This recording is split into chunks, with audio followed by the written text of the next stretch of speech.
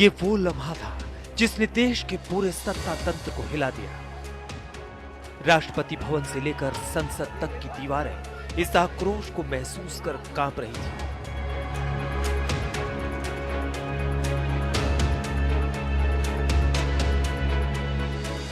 सत्तर साल के इतिहास में देश में बहुत से आंदोलन देखे, बहुत से प्रदर्शन देखे, लेकिन ये सबसे अलग था, ये सबसे जुदा था। ये संघर्ष उस बेटी को इंसाफ दिलाने के लिए था जिसका इस भीड़ से कोई नाता नहीं था। लेकिन इस भीड़ में मौजूद हर आंख उसके लिए आंसू बहा रही थी।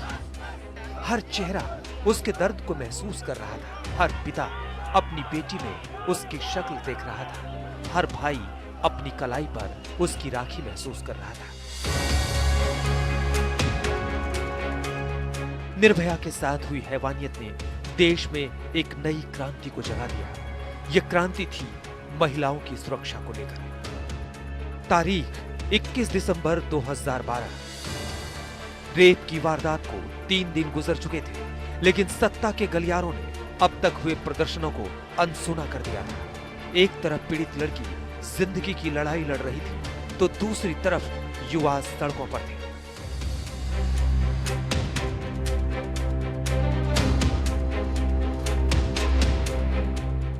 राजधानी दिल्ली में सत्ता के केंद्र रायसीना हिल इलाके को युवाओं ने घेर लिया। इंडिया गेट से लेकर राष्ट्रपति भवन तक युवाओं के जत्थे रेप की इस वारदात के खिलाफ प्रदर्शन कर रहे थे।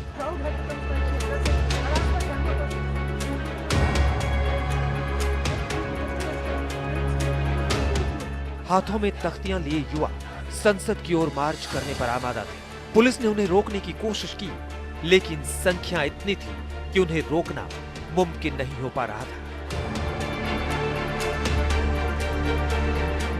पुलिस ने वाटर कैनन, आंसू गैस के गोले छोड़े, लेकिन भीड़ को हटाना मुमकिन नहीं हो पा रहा था।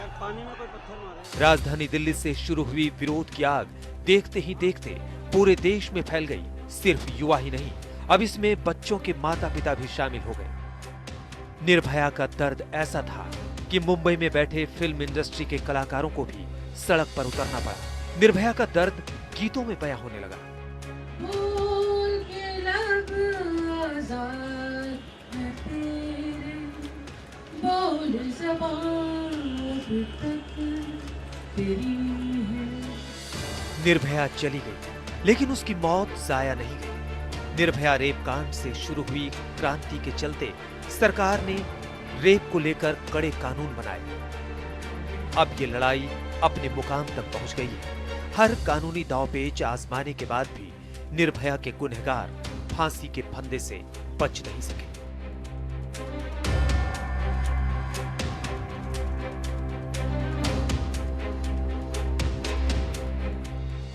एक अनजान लड़की को इंसाफ दिलाने के लिए जो मुहिम शुरू हुई थी, वो पूरी हुई। ना इस लड़ाई का कोई नायक था, ना ये लड़ाई किसी की अपनी थी, लेकिन ये फिर भी सबकी थी।